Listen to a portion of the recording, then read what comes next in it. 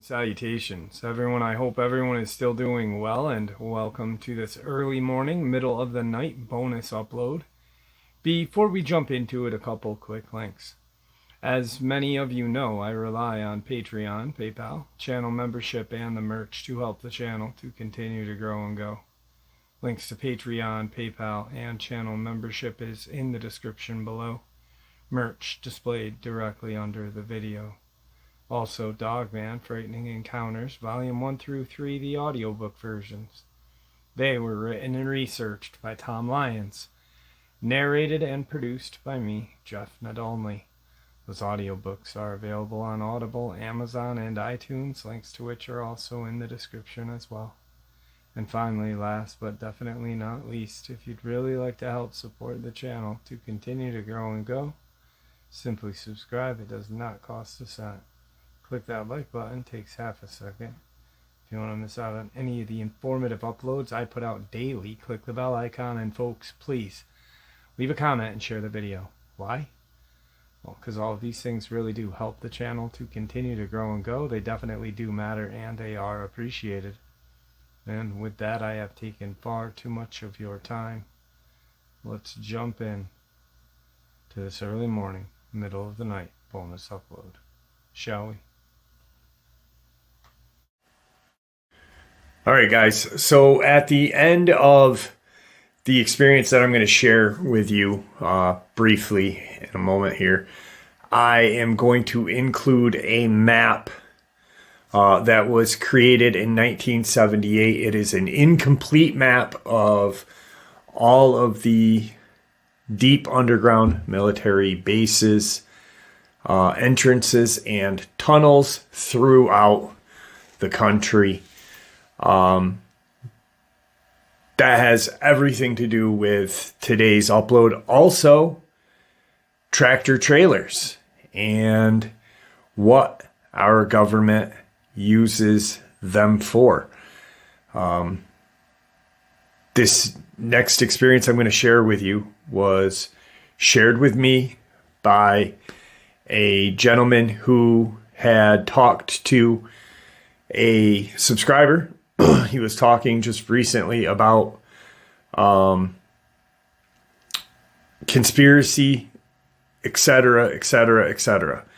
He's not into the cryptid field. He really is interested in like the Bill Cooper stuff, Phil Schneider, and that stuff. He has a brother-in-law who was or still is in law enforcement, and his wife wanted to have her brother's experience shared. They contacted him before contacting me and got the A-OK on that. Hopefully, I did say, if ever he would like to talk with me, I would be more than interested in talking with him. So I'm going to use aliases on the three people that this stems around. Chris will be the husband. Sarah is the wife and sister of Benjamin. He is a former Nebraska State Patrol, and this took place in 2019. So in the region between Broadwater and Oshkosh, Nebraska, Route 26, a game warden from the Southwestern Division was going out towards the Crescent Lake National Wild Refuge. And out in that area, there's a kind of a rural route called 181 that leads out into this just very interesting kind of area, very void of any kind of human life. You know, there's no mini malls, there's no houses, there's very little farms. Actually, there is no farms out that way. And there's about 10 lakes that just all kind of set aside from each other. So this game warden had noticed a tractor trailer heading towards Crescent and Blue Lake via 181, which in itself is strange because there are, like I said, no kind of businesses out there that would require a tractor trailer. Him being a game warden has patrolled that area quite often and has never seen a tractor trailer out that way. Just randomly out of the blue. Very strange. As he's kind of watching this truck, he's behind it, he contacts the highway patrol and they send someone out. He notices that the tractor trailer has government license plates.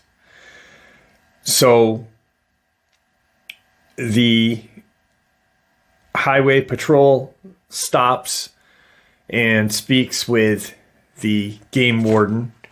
He says, all right, I will handle this. Thank you. You know, you don't need to proceed anymore. It's pretty much out of your jurisdiction now. I'll figure out what's going on.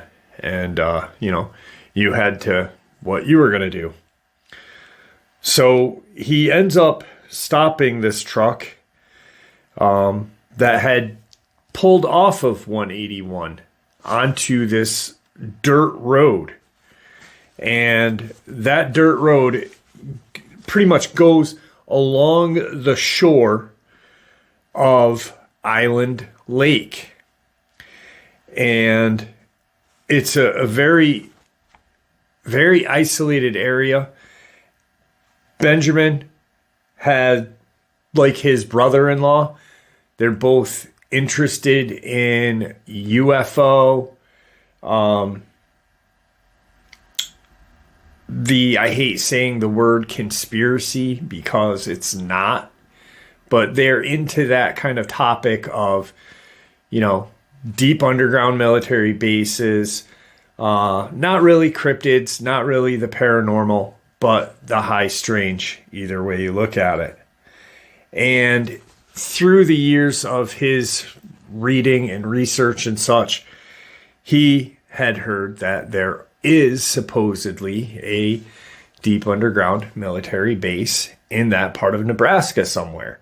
And he's always thought that it was in that kind of area. Excuse me. If you Google search this area in between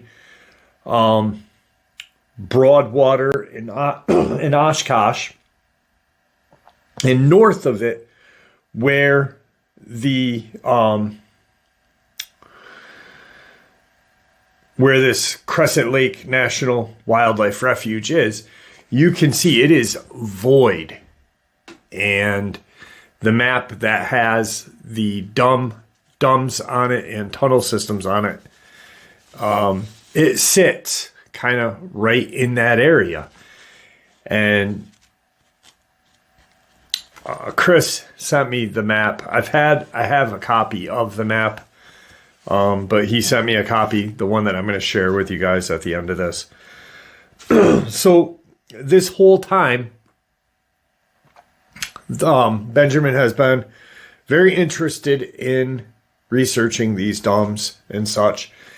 And throughout his time as a patrol officer, sorry guys, my throat is all messed up. As a patrol officer, He has always thought that there was a dumb entrance out that way. Curious about what was up.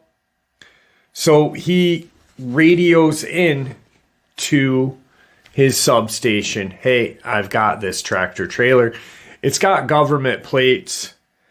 I'm going to stop the truck. And a few moments go by as he doesn't have his lights on, but he's following this tractor trailer, and he is told not to initiate the stop at all, to just move on. Forget about it, move on. And he doesn't listen. He stops the tractor trailer anyway. The officer gets the tractor trailer driver out of the truck and proceeds to question him about what he's doing. He notices the government plates. Who and what does he work for? What branch of the government? What's he got in the truck, you know? This and that. The tractor trailer driver is not your average tractor trailer driver. He is what Benjamin sees as being coached to really deal with this issue, if ever had to. You know, he immediately kind of doesn't go on the offensive, but is on the defensive very quickly. And, you know, pretty much says, you know, I thought you were told to drop this. I thought you were told not to pull me over, which pops Ben's curiosity immediately. He radios in to the substation and says, listen, I did pull this truck over. It was, you know, he was driving kind of funny right after. I was told not to pull it over, but I did because it did, you know, was driving very dangerously. He used some bullshit excuse. But, you know, this guy knows that I wasn't supposed to pull him over. What's going on? And the substation commander gets on the radio. It's no longer the operator or dispatch, and says, listen, drop it, get the hell back to the substation, just drop it, move on.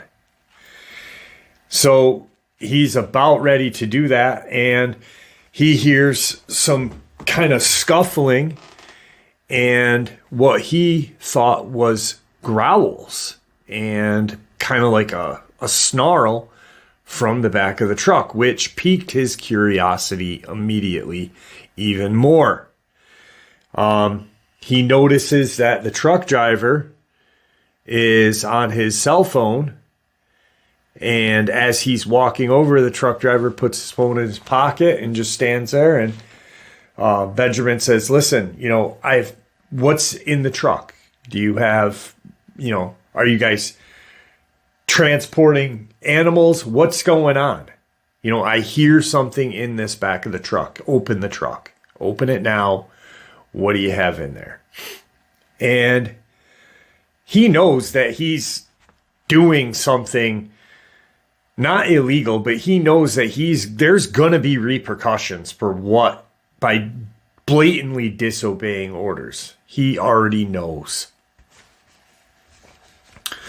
The driver of the truck states to him, you know, I don't have the keys to the back of it. If you've got bolt cutters, go ahead and open it. But my boss, or the person that I work directly under, is going to be here shortly. You can take it up with him, but you were told not to pull me over. What gives? I'm not breaking any laws. You know, you're kind of out of your jurisdiction. which he's not. He's not out of his jurisdiction at all. He's in Nebraska. He's a Nebraska state or highway patrol officer. So, it's like a state trooper. You're telling a state trooper, hey, you're out of your league, bud, in his own state. No.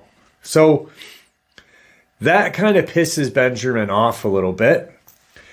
And he, says, all right, we'll wait. We'll wait for your boss to get here.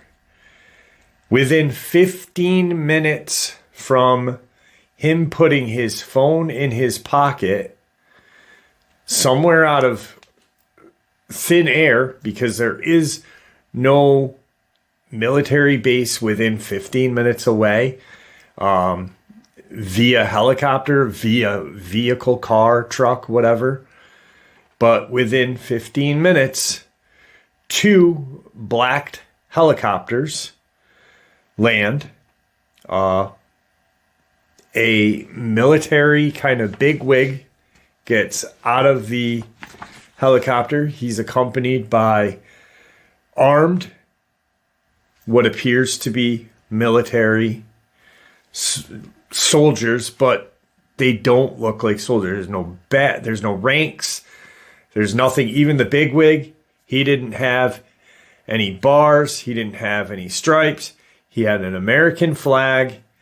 And you could quite seriously tell that he was the one in charge. The other soldiers were armed with M4s. So they're not, it's really, he's kind of screwed. If shit goes sideways, he's outmanned, outgunned, and he's screwed. And he's already told not to initiate the stop. So the bigwig looks at him and says, we don't have to answer to you. Your supervisor has already told you to leave well enough alone. I happen to have him right here on the radio. If you want to proceed, he can deal with you. We are moving on. We are, not going to be here. You're going to have to deal with the shit you just created. Hands him his radio. He starts talking. Ben starts talking to his supervisor, and his supervisor directly says, you were told to not initiate the stop. This is the 3rd time now.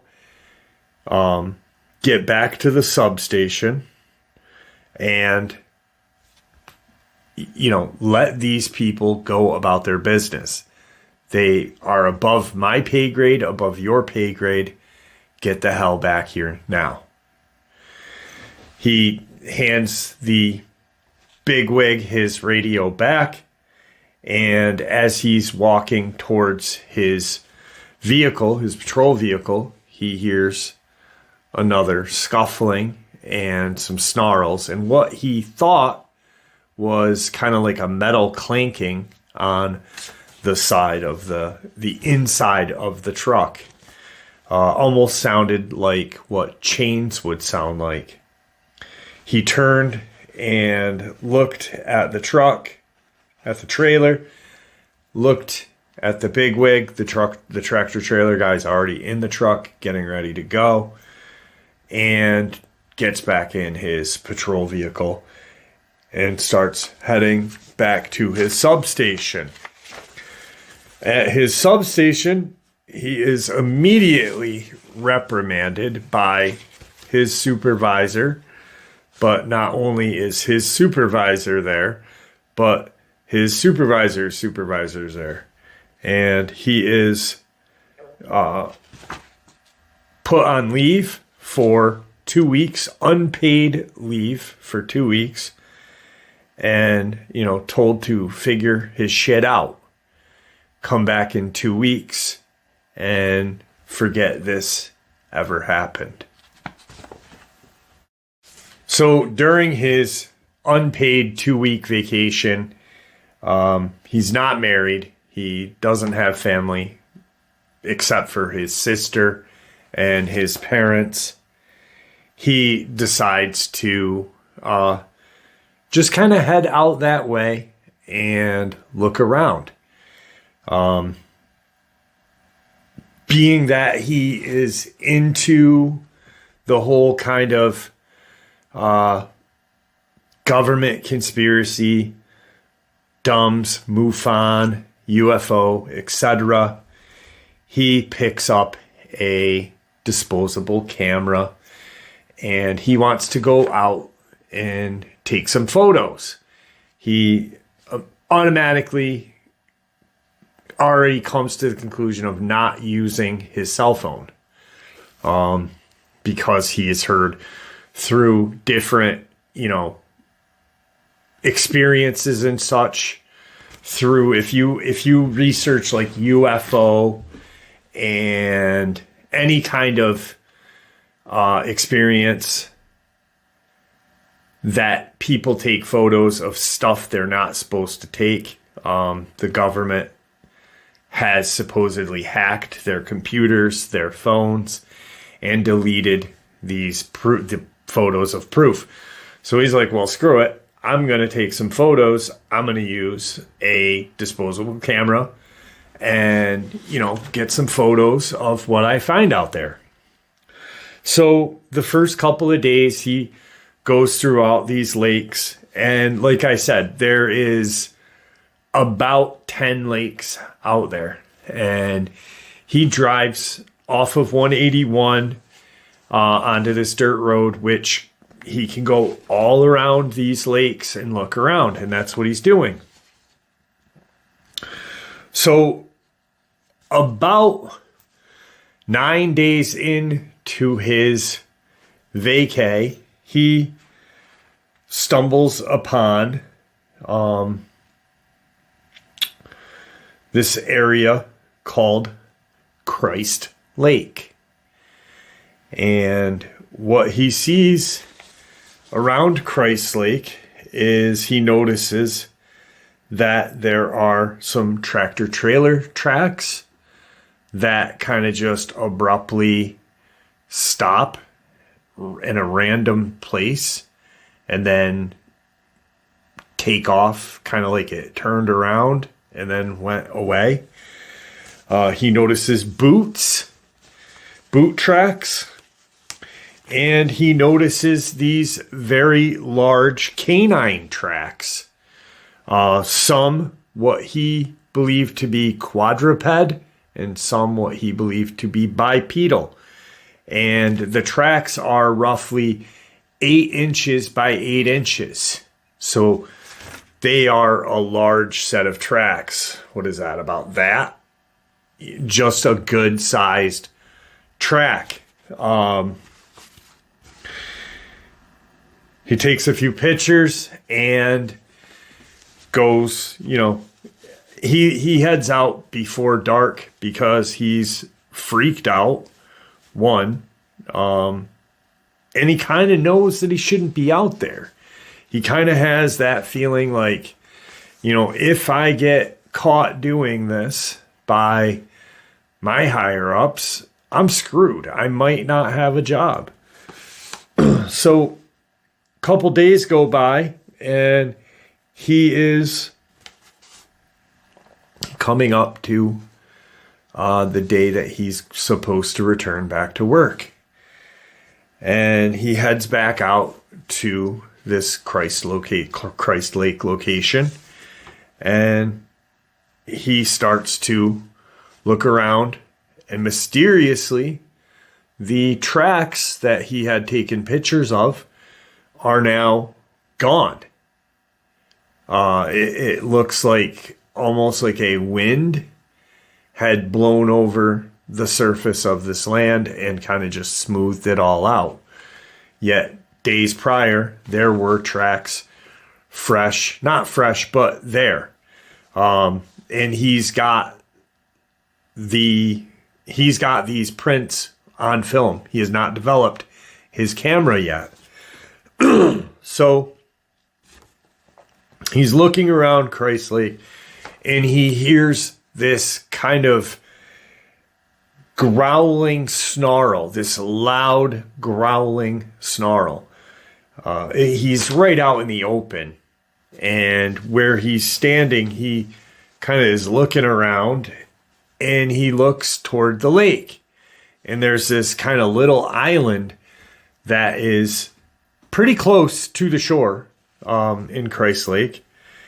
And he sees this kind of bipedal Dogman standing on this lake, on this island in this lake, just kind of looking at him, like dead at him, staring at him. The island is not very big at all. I mean, we're not talking like Hawaii Island, or we're not even talking like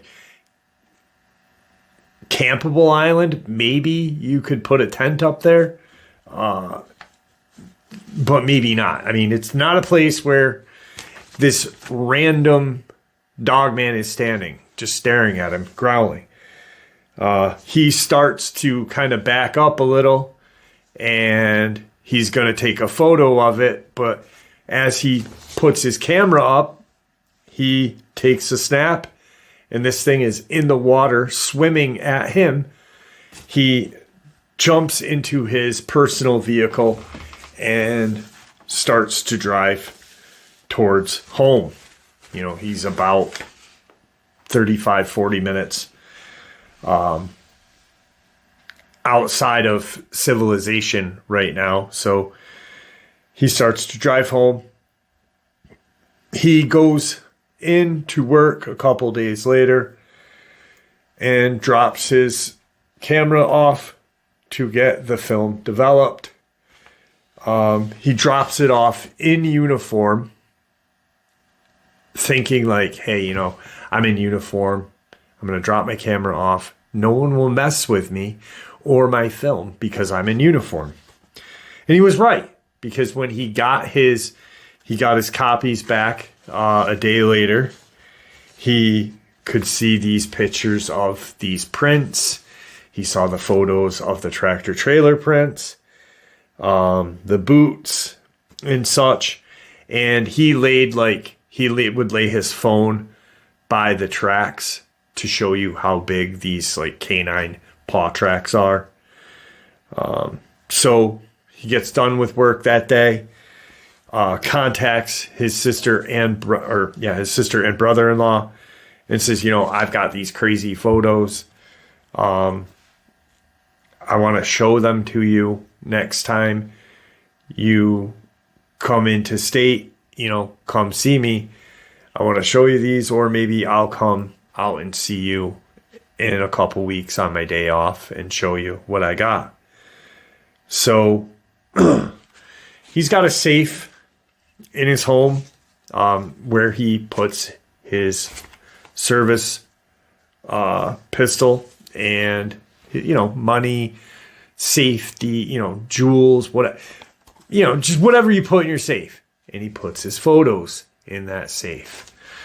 And he heads into work. Goes into work, comes home, nothing for a couple days. He gets done with shift, and he gets out of the substation and starts heading back to home. And he's driving home, and he realizes, like, this is weird. This car's kind of following me. He's not in his patrol vehicle. He's in his own personal vehicle. And he just sees this SUV following him. And as he turns off to go into his development that he lives in, because he lives in this lived in this little sub-development, the vehicle just goes right past. So nothing. He doesn't think anything of it. But he does. And he gets in home, takes his pistol off, goes to put it in his safe and realizes that his safe is open. Now, when he walked into his house, he used his key to open his door. There was no signs of anyone breaking into his home at all. His front door was locked. The safe was functionable because he, was looking at it and it wasn't broken. It wasn't broken into, or it was broken into, but it was not damaged. There was no damage. He then calls it in and says, "Hey, someone broke into my house. Can I get some prints? I'd like to see who broke into my house." And they do a complete workup of his home, front door, back door, everywhere that if someone broke into his home, they would touch going to his safe. Print the safe, nothing. Not a fingerprint that does not belong to him, himself and whoever he told might be in my house, but no one else would touch my safe except me. And sure enough, the only prints on his safe is his. Yet his safe was wide open and nothing else was missing except the photos. He then kind of doesn't really chalk it up to anything other. He knows what's going on, but he's playing the idiot to his higher ups and such. And about 2 months later, throughout the 2 months, he notices that periodically there will be an SUV parked outside of his house at night.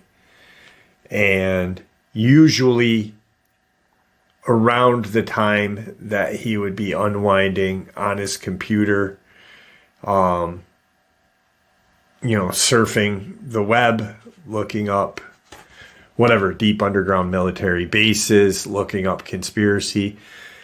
So, when he'd go out to his kitchen, he'd look out and he'd see this SUV just parked randomly in front of his house. And he's like, what the fuck is going on? He had went outside to address and the SUV drove off. No plates on the SUVs. They would just drive off. Blacked out plate or blacked out SUV, blacked out windows, no plates, just gone. So he then speaks to his higher ups about it. Hey, my house was broken into. Now I've got these random SUVs out in front of my house. Does this have anything to do with what happened a couple of months ago? And they pretty much play it like he's making this up. What are you talking about? Why would anybody be messing with you? You let it be. You didn't pursue it. Just drop it. Let it go. But he can't because he keeps seeing them. He eventually decides to move right outside of the area where his sister and brother-in-law live, outside of the state, and puts his 2 weeks in and everything, and says, I got family emergency. I gotta live by my sister, and my parents. I need to, but when I do get there, I'm probably going to pursue law enforcement. Can I get, a good, good word from you guys when I get a new job? And he does. And he works in law enforcement, but in a different kind of agency or field. and hoping that he could find out more about what's going on and do more about what's going on. He is happy with the decision that he made to relocate and to work for a different state law enforcement agency, but he really hasn't found much of anything to correlate with what happened in Nebraska while he was working there. He said that to his brother-in-law. His brother-in-law said, I think he may contact you. I'm going to let him know that, I had a great conversation with you. You were very welcoming and, a decent guy to talk with. So I'm going to let him know.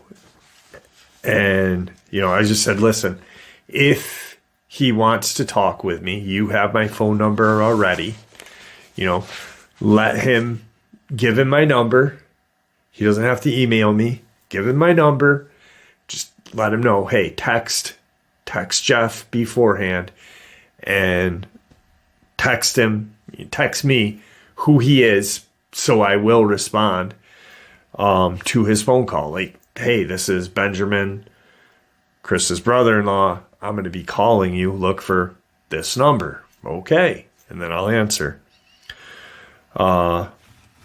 Since being in the state that he now lives in and his new position in law enforcement, that he has not had any kind of high strangeness.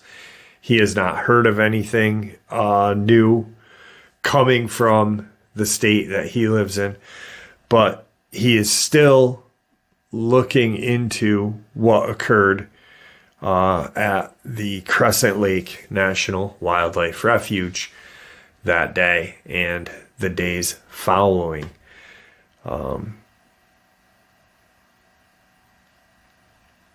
Was that truck heading to a deep underground military base located in Nebraska? So that's the question. Was that tractor trailer heading to a deep underground military base? Was there dogmen, or was there like a super soldier? What was in that tractor trailer? He did hear snarling. He did hear growling, and he heard chains moving. About a week, 2 weeks later, he sees that dogman on that very small island in this lake called Christ Lake. His brother-in-law and he has decided to sometime this summer go out that way again and look for some more clues about what is going on out that way. But he believes 100% that yes, there is, through his own research and comparatively where the map of these D.U.M.Bs throughout the country are, and a United States map, it correlates to right where he was and what happened would be a D.U.M.B. There would be a D.U.M.B there. Could it have been super soldiers? Could it have been genetically engineered super soldiers? I don't think they would be growling, so I'm thinking Dogman. Dogman, or like what Victor would tell us, werewolves. Either way, something crazy is going on there. And I think it's interesting that it all kind of fell. All the high strangeness fell upon him in this area called Christ lake. You know, randomly there are about 10 other lakes, maybe even more. Some are small, some are bigger. But for it to happen in this Crescent Lake National Wildlife Refuge, could have happened anywhere, but right there, he sees a dogman on this island on Christ Lake. Doesn't that seem a little strange? To me, it does. So hopefully he calls and talks with me. I did let his brother-in-law know that I do have a voice distorter. I used it on Brad so we can distort his voice. Because I'd really like to have him share exactly like what the dogman looked like and etc. Because this is this is secondhand. I'm getting it from his brother-in-law from him. And I think it'd be best if we heard it, firsthand account. So anyway, this is that map of the D.U.M.Bs throughout the United States. There you have it, folks. I hope you all enjoyed this early morning, middle of the night bonus as much as I enjoyed sharing it with you. I'd like to thank you for supporting the channel. It is, after all, your support that helps the channel to continue to grow and go. And honestly, what gives us all a place and a chance to share our experiences and theories judgment-free. Everyone is treated with the respect that we deserve. Please stay safe, happy, healthy, and ever vigilant, keeping an eye on our children, pets, family, and friends. These creatures are real. These events have happened. Share this information with those you love and care about, and it may just help save their lives someday. Until next time, never stop asking questions, never stop searching for the truth, and God bless you all.